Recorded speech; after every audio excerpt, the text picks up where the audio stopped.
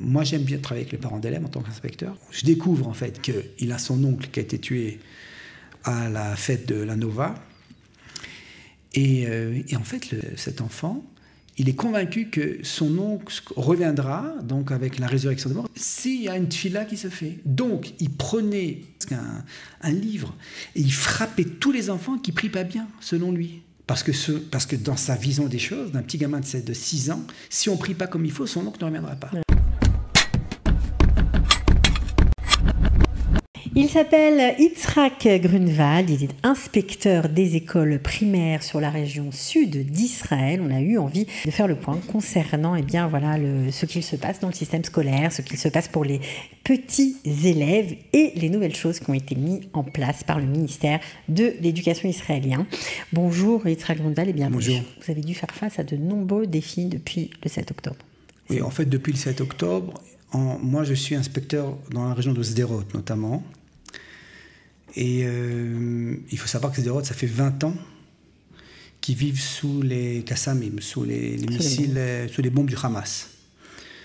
Mais le 7 octobre, c'était comme un tournant, si c'était un tournant de manière générale pour la société israélienne, certainement aussi pour les gens de Sderot. Je me souviens d'un directeur qui me disait que le matin, il est sorti pour aller prier à Simchat Torah. Au moment où il sort, il y a un voisin qui lui dit « Mais qu'est-ce que tu fais? Rentre chez toi, il y a des terroristes au bas de la rue. » Ils ont tous été évacués dans des conditions assez dramatiques. Et ils ont été dans les 4 coins du pays. À Sderot, je suis responsable de 5 écoles primaires. Je parle de mes responsabilités. En fait, du ministère général, c'est plus d'écoles. Il y en a autant dans le monde laïque. Les familles sont allées à Eilat, à Jérusalem, à Yam HaMelach, à Tel Aviv, enfin partout. Donc on a eu tout à coup, ça s'est vraiment dispersé. Je me souviens j'avais une école à Jérusalem dans le campus de l'université. C'était magnifique comme cadre d'ailleurs, hein, dans l'ancienne bibliothèque nationale. Et j'étais voir la directrice avec les enseignants et je vois un gamin qui court comme un fou. Et je l'attrape, je lui dis « Mais d'où tu es toi ?» Il me dit « Sderot !» Je lui dis « Oui, c'est bien Sderot, mais quelle kita ?» Il me dit « Kita Aleph !» Donc la classe préparatoire. Je lui dis « Mais quelle école ?» Il me regarde, il me dit « Je ne sais plus. » C'est un petit gamin, en fait, il avait été même pas 15 jours à l'école, il se souvenait même pas ni qui était sa prof, et le nom de l'école, il ne savait pas.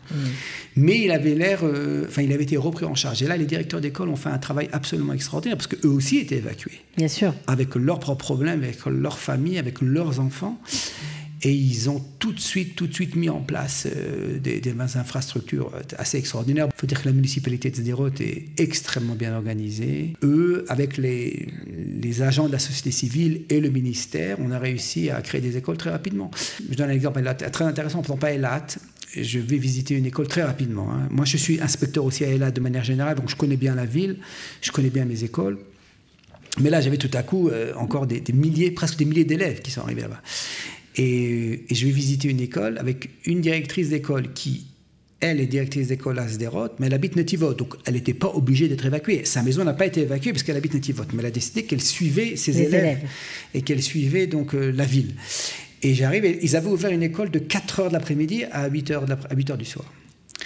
Et donc moi, je vais voir ce qui se passe, et d'abord, je vois des élèves en pyjama, parce que c'est ce qu'ils avaient, ils n'avaient pas autre chose. Ils venaient d'arriver, en pyjama, en pantoufles, des gens qui avaient l'air un peu affolés, les parents. Et je sors de l'école et je vois l'adjoint au maire, qui est responsable d'éducation, et je lui dis « Mais attends, c'est pas ça qu'on veut pour nos élèves. » Et il y avait déjà, le ministère avait déjà mis sur Eilat une femme qui était responsable, qui avait pris en charge en fait toute l'infrastructure, et je lui dis, mais je comprends pas, moi, je fais bien, moi. Alors on a des gamins, ils vont se réveiller à 11h du matin, ils prennent le petit déjeuner, après on va à la piscine, après on fait une petite sieste, après on voit un petit film à Netflix, et à 4h on arrive à l'école en pyjama. Elle m'a dit, non, tu as raison, c'était vraiment une solution, parce qu'il fallait trouver il fallait d'abord avoir des profs, il fallait aussi trouver une école. C'était pas simple. C'était pas simple. Et en fait, c'est assez extraordinaire la souplesse avec laquelle les choses se sont organisées. Moi, j'ai une école qui a intégré 100 élèves. Donc, en fait, qui dirigeait plus ou moins, tout à coup, c'était une école Chabad, tout à coup avec une femme, Chabad, qui est tout à coup avec à ses côtés un directeur, qui n'est pas du tout rabat, mais enfin, ce sont des gens, il y a beaucoup de proximité très facile, très rapide. Et donc, ça c'était un exemple. J'avais une école qui a été créée dans un Beth Knesset, vraiment. Donc, il y avait dans une... Combien de temps ça a duré, ça a duré du mois de septembre jusqu'au la veille de Pessah. Ouais. Du mois d'octobre, pardon, jusqu'à la veille de Pessah. Et la veille de Pessah, ils sont revenus. Il faut savoir que ça continuait il y a des alertes qui vont continuer à se dérouler. Bien sûr. Donc, il faut savoir dans quel état ça... Pour vous donner un exemple, j'étais à Sderot récemment et on avait une réunion avec des parents d'élèves, divorcés, un peu compliqué. Le directeur du département de l'éducation de la ville de Sderot, il demande au papa, il lui dit, mais juste, comme ça, un peu de manière par hasard, un peu, où vous étiez le 7 octobre, pour le situer un petit peu. Et je vois cet homme-là commence à trembler en disant non, Alors on l'a arrêté et je lui ai dit après gentiment, je lui ai dit, tu sais, dans la ville de Sderot, il y a tellement de possibilités de thérapie pour vous aider, il faut vous aider. C'est vraiment le cas vraiment d'un extrême, bien sûr. Un cas de post-traumatisme vraiment. Et je lui ai dit, mais... Et le type, il commence à pleurer. Et ce qui est très intéressant, c'est vraiment les expressions post-traumatiques, c'est qu'après, on a parlé de son fils comme si de rien n'était. C'est-à-dire qu'une fois qu'on avait fermé cette parenthèse, c'était fini. C'est fini. Mais combien d'enfants vivent en post-trauma aujourd'hui? Parce que vous avez des chiffres, j'imagine. L'école fonctionne normalement, le plus normalement du monde.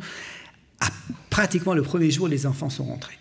C'est assez extraordinaire, la capacité d'adaptation qu'ont les enfants. C'est extraordinaire. En avril, ça a repris. Ça a repris de manière extraordinaire et les enfants étaient heureux. On a des enfants qui ont perdu leurs parents, qui ont perdu leur père, qui ont perdu des enfants dont le père était policier. Il y a eu des tas de choses. Et ça s'exprime de temps en temps. Depuis la guerre de l'Iran, par exemple, on a beaucoup de phénomènes d'énurésie. Pour des gamins qui ont 12 ans, je veux dire, c'est même un enfant en Kita Aleph, en classe préparatoire, ne doit plus être confronté à ça. Donc on a des choses qui surviennent, qui surprennent, en fait, qui surprennent.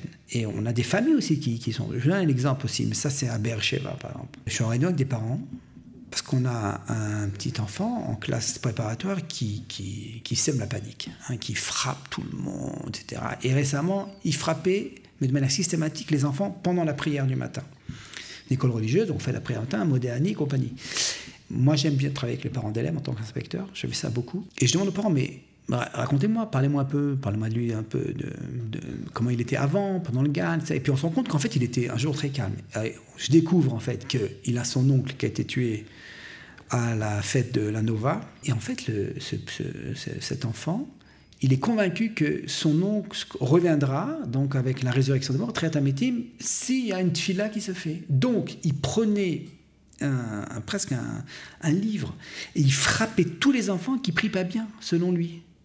Parce que dans sa vision des choses, d'un petit gamin de 6 ans, si on ne prie pas comme il faut, son oncle ne reviendra pas. Donc vous vous rendez compte, c'est très compliqué à gérer. Ouais. Alors, on a des chiffres ou pas des familles? Non, on n'a pas des chiffres. À peu près, dans une école normale, on aura à peu près, si vous voulez, entre 30 et 50% de familles, s'ils étaient à ma place, assis à ce micro, en commençaient à parler du 7 octobre et de la guerre, ils ne réagiront pas comme moi et vous. Ouais, ils sont un peu en post-trauma. Ils sont en post-trauma. De manière générale, on a des élèves qui, à la maison, ont un comportement très difficile, qui refusent de dormir seuls dans la chambre, qui veulent dormir avec les parents, dormir avec la fenêtre, la porte ouverte, la lumière, c'est on ne va pas seul au WC, mais quand ils arrivent à l'école, tout va mieux. Ils se sentent sécurisés dans l'école. Il y a l'effet de groupe, il y a un peu la pression sociale, on est tous ensemble, on se ressemble, etc. Donc on ne sait pas toujours tout ce qui se passe. Et puis il faut dire aussi qu'on était confrontés, moi je suis pour l'instruction, de la connaissance, pas la transmission de connaissances, j'y crois. Je fais partie de ces inspecteurs qui y croient encore, qui pensent que la connaissance, ça forme l'identité d'une personne et que c'est capital et que c'est pas parce que notre téléphone a autant de connaissances que nous, on sait quelque chose. On veut des élèves qui soient capables de lire et d'écrire. Et le fait que pendant 8 à 10 mois, les enfants étaient complètement perturbés quelque part. Parce qu'ils se sont retrouvés parfois avec des enfants de Kiryat Shmona, parfois avec un directeur d'école qui n'est pas le leur, avec des profs qui sont des enfants pas du même niveau. Pas du même niveau, donc c'était compliqué. Donc là aussi, on a du retard aussi. Mais le ministère a investi des sommes d'argent absolument phénoménales pour encourager. Il y a il n'y a pas une personne aujourd'hui à Sderot qui voudrait être prise en charge n'importe quelle thérapie. Ça peut être EMDR, moi je crois beaucoup à EMDR, bon, mais EMDR, CBT, ce qu'on veut, qui pourront faire énormément de travail. Il n'y a pas assez d'hypnothérapie à mes yeux, mais ça c'est parce qu'on est en Israël et que malheureusement l'hypnose est interdite, enfin peu importe, l'hypnose de spectacle, etc. Pas comme en France où c'est très démocratisé, ou en Belgique, ou aux États-Unis. Mais il y a aussi un peu de l'hypnothérapie qui, à mon avis, vient aussi pour le problème de traumatisme. En tout cas, il y a une conscience, du ministère de l'Éducation qu'il faut soigner, traiter, et il y a des moyens qui sont mis en place pour ça. Il y a des moyens qui sont mis en place, il y a beaucoup d'autonomie qui est donnée aussi à la municipalité, de manière générale, et qui permettent de faire du bon travail. Et de ne pas négliger non plus aussi l'aspect pédagogique. C'est un peu bizarre que ce soit le ministère de l'Éducation qui donne des budgets pour se soigner. On aurait pu croire que c'est le ministère de la Santé qui aurait fait ça. Non, vous savez, c'est comme si vous pouvez me dire pourquoi à l'armée, est-ce qu'on on fait de l'éducation à l'armée aussi, hein, oui, c'est très important. Ça, c'est un élève qui est perturbé, hein, qui dort pas la nuit. Et bon, on aura beaucoup de mal à travailler avec lui là en journée. Et puis, bon, déjà, on connaît le système israélien, il y a beaucoup de souplesse, on veille beaucoup à l'épanouissement de l'enfant, parfois sur le compte de l'instruction de l'enfant. On sait comment fonctionne le système israélien, mais quand même, on veut qu'on va avoir des élèves qui aient un minimum d'instruction, qui ont d'autonomie, d'indépendance. Parce qu'un élève qui finalement n'aura pas réussi à apprendre la lecture comme il faut, c'est un élève qui va diminuer par la suite. C'est un élève qui va souffrir aussi de complexes d'infériorité. C'est un élève qui sera perturbé même à l'armée, à la limite. Donc on est obligé d'assurer, même pour sa santé mentale, un minimum de bagages, je dirais, intellectuels ou... D'apprentissage, en tout cas, assurer des apprentissages de base, on va dire. Mais on a aussi, et ça c'est pas... peut-être uniquement dans le Sud, mais on a aussi beaucoup de parents d'élèves, de pères d'élèves qui sont en Milouim. Et ça recrée. Je vous donne un exemple. À Sderot, un élève qui, mais qui vraiment sème la pagaille dans l'école. Alors, moi, je suis en mesure de voir aujourd'hui dans l'expérience, on voit les parents, on se rend compte. J'ai eu l'autre jour un père, pas à Sderot, qui me dit, mais moi aussi, mon père, il me frappait avec sa ceinture. Donc, j'ai bien compris que lui aussi, etc. Donc on est déjà dans le social, on comprend que l'enfant souffre de violence, donc on sait qu'on est dans... Mais je vois là une famille à Sderot, mais tout à fait, si je peux dire, normale. Hein. Et le gosse, il est à un tel point qu'il a pris des pierres dans la cour, il en a jeté, il a cassé... Dangereux. Il a cassé un pare-brise un gamin de 6 ans qui casse un pare-brise de voiture. Ouais. Et le père, il arrive avec les habits de l'armée. Donc il est en Milouim. Tu sais, il y a beaucoup de gens qui font Milouim moitié de la journée ils travaillent, ou bien ils font des patrouilles dans la ville, etc., etc. Et la première chose qu'on lui dit, tu dois arrêter de faire des Milouim. Moi, je lui ai dit, c'est la première chose. C'est pas surprenant quand même. Je lui dis, tu te rends pas compte? Je lui dis, moi, je pense que ton fils, il souffre parce qu'il a peur de te voir comme ça. Il a peur. Il a besoin de toi, d'être proche de toi et d'être assuré. Quand à partir du moment, c'est comme un gamin, hein, on a tous fait un peu du piégé, quand il a 1 an, quand sa maman n'est pas là, quand elle a quitté, il panique, il pleure parce que sa maman n'est plus, elle a disparu, le biberon n'est pas là, je pleure. Il sait pas que... Et c'est un enfant qui est dans une crise d'angoisse très forte aussi, qui a très peur à n'importe quel âge. Hein. Et ce qu'on a fait, en fait, cet élève, son père s'avère, il était enseignant dans une école. On a proposé de le mettre dans l'école de son père. C'est pas son père qui est prof dans sa classe, mais il est à côté de lui. Il le voit. Et on est passé d'un gamin qui vraiment remettait en question l'ordre de l'école à un gamin tout à fait tranquille. Ouais. C'est aussi ça le travail d'un inspecteur, de vérifier chaque... Non mais c'est vrai, parce qu'il y a on va dire le fonctionnement global, et puis il y a aussi chaque élève. Donc quand on voit des choses, on peut agir. C'est un peu une orientation personnelle aussi. Hein. Ouais. J'ai un peu une âme de thérapeute. On a des réunions de toutes les manières autour d'élèves particuliers. Au fur et à mesure que les directeurs d'école se rendent compte que l'orientation de tel et tel inspecteur ou inspectrice va dans ce domaine-là, cette histoire de parents qui sont en Milouim, des parents qui sont à Haza, des pères qui sont à Haza, c'est très compliqué. Et pas uniquement pour Sderot. la directrice d'école Riki Berkovitch, dont le fils Eyal a été tué à Gaza. Un gamin extraordinaire, étudiant en médecine, jeune marié, brillant. Mais c'est compliqué. Une directrice d'école incroyable. Au bout de 10 jours, elle est revenue à l'école. Mais comprenant que c'est l'école et les élèves et ses profs qui lui donnent de la force. 2 semaines après son retour, on a malheureusement une enseignante dont le mari est tué. Les officiers qui sont venus annoncer la chose sont rentrés dans l'école. Ça ne se fait jamais. Et donc, vous avez une salle de prof avec 40 à 50 enseignantes, essentiellement. Une directrice d'école qui a perdu son fils, qui voit arriver 3 officiers, on les reconnaît, qui viennent chercher pour annoncer la chose. Donc, vous vous rendez compte de la crise. On a eu des enseignantes qui se sont évanouies, des enseignantes qui ont pris 1 semaine de vacances, parce que chacun, son fils, son mari, son père... Chacun a cru que c'était pour lui. Chacun a cru que c'était pour lui. Vous vous rendez compte, là, mais c'est... Bon, j'ai rencontré, c'est par hasard... Pas par hasard peut-être, les officiers, j'aurais dit, vous savez, on sait. Ben, c'est des gens extraordinaires, c'est des gens... Non, mais c'est important de parler de ces sujets, parce que ce sont des sujets qui nous touchent tous. Alors c'est vrai qu'on en parle dans la société israélienne en globalité, mais c'est vrai que d'aller dans le détail, de raconter ce à quoi aussi, en tant que professionnel de l'éducation, vous êtes confrontés, c'est important, parce que c'est pas toujours des sujets qu'on détaille. Oui, mais aujourd'hui, ça fait partie de notre quotidien. Bon, on peut parler aussi maintenant de Be'er Sheva. Il y a une école, bon, elle n'est pas sous ma responsabilité. Oui, avec ce qui s'est passé avec l'Iran. Oui, avec l'Iran. C'est une école détruite. Enfin, une école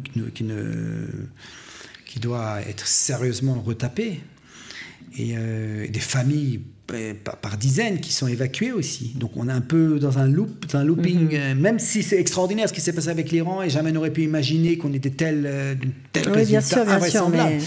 Mais ce qui est vraiment intéressant, parce que moi, première réunion d'inspecteurs après la guerre avec l'Iran, et moi j'ai quand même une vision très optimiste. Mais je vois qu'ils ont une mine d'endeuillés. Je leur dis, mais attends, excusez-moi, le Hezbollah n'existe pratiquement plus, en tout cas pas comme menace. La Syrie n'est plus une menace. Le Hamas n'existe plus sous forme armée. Et l'Iran maintenant, et vous faites, je veux dire, et c'est vraiment En Balanes Makeret Nisso, quelqu'un qui a vécu un miracle n'est pas capable de se rendre compte du miracle qu'il a vécu. Quelque part, je comprends, parce que dans la ville de Be'er Sheva en soi, elle a été vraiment touchée. Très touchée, bien sûr. Vous avez beaucoup de travail là aussi. Alors, nous, on était ravis de vous donner la parole, Yitzhak Grunwald, pour se rendre compte un peu de ce que chacun, parce qu'on parle toujours des grandes villes, et dans le sud, il y a aussi beaucoup de difficultés à surmonter. Vous revenez nous parler de votre travail quand vous voulez. Merci d'avoir été avec nous. Avec plaisir. Et à bientôt. À bientôt.